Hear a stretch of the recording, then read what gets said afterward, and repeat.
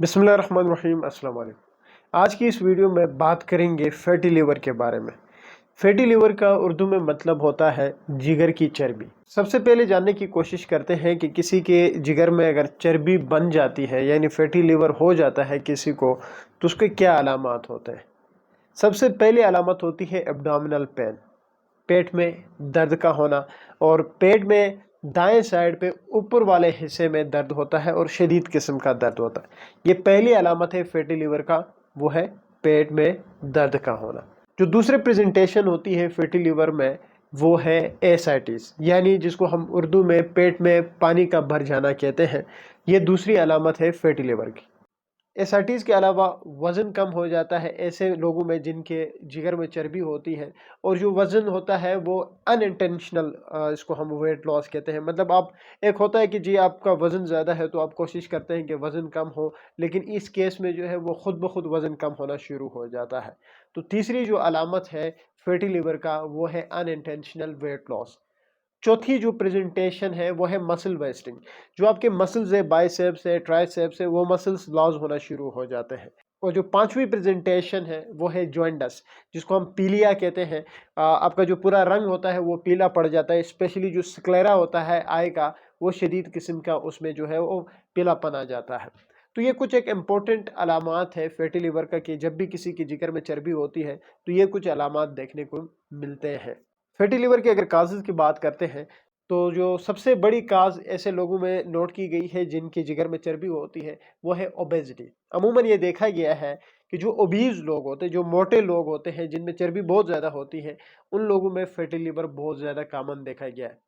उसके अलावा diabetic patients में भी फैटी लिवर जो है वो कॉमनली होता है। और साथ ही जो बाहर की कंट्रीज़ है, जो कि जो अल्कोहल वाली जो कंट्रीज़ है, जो अल्कोहल का इस्तेमाल कर रही होती हैं, उनमें अल्कोहल भी एक बहुत बड़ा लीडिंग कॉज है फैटी लिवर का।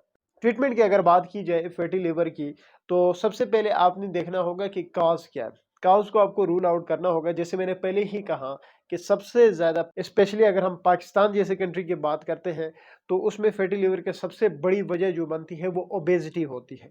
और इसी तरह इंडिया की अगर हम बात करते हैं तो इंडिया में भी ओबेसिटी एक लीडिंग कॉज है, और साथ अल्कोहल भी एक इम्पॉर्टेंट कॉज है फैटी लिवर का। तो आपने पहले कॉज को रूल आउट करना होता है कि इसकी क्या वजूहात हो सकती है, और उस हिसाब से आपने इसको ट्रीट करना होता है। अगर ओबेसिटी जो कि मोस्ट कॉमन कॉज है, तो ओबेसिटी है तो आपने वेट लॉस करना पड़ेगा, आपने एक्सरसाइजेज करनी पड़ेंगी, आपने ऐसी डाइट का इस्तेमाल करना पड़ेगा जिससे आपका वजन गेन ना हो, वेट गेन ना हो।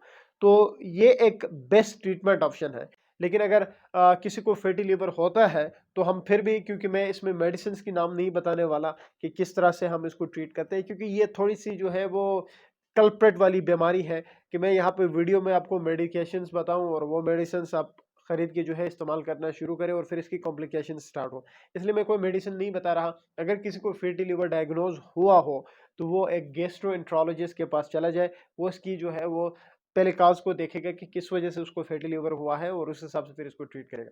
डायग्नोज कैसे बनेगा? डायग्नोज अमूमन देखिए, ये एक्सीडेंटल डिजीज है। आप किसी और बीमारी के लिए अल्ट्रासाउंड कर रहे होते हैं और बीच में निकल आती है फैटी लिवर। जैसे कि आप अल्ट्रासाउंड एब्डोमेन पेल्विस कराते हैं, कोई और पैथोलॉजी के लिए कर रहे होते हैं, तो वहां पे आता है fatty liver grade 1, fatty liver grade 2, fatty liver grade 3। तो डिफरेंट इसकी ग्रेड्स होते हैं।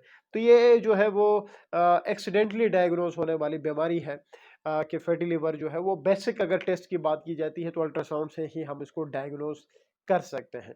तो ये छोटी सी इंफॉर्मेटिव वीडियो थी जिसमें हमने बात की कि फैटी लिवर होता क्या है, उसके क्या साइन एंड सिम्टम्स होते हैं, फिर उसका इलाज कैसे किया जाता है, क्या इसके काजेज हो सकते हैं, और अगर किसी को ये मसला होता है तो फिर किस डॉक्टर के पास चला जाना चाहिए। वो एक गैस्ट्रोएंट्रोलॉजिस्ट होना चाहिए जो आपकी प्रॉपर ट्रीटमेंट कर सकता है। उम्मीद है वीडियो आप लोगों को अच्छी लगेगी। Thank you.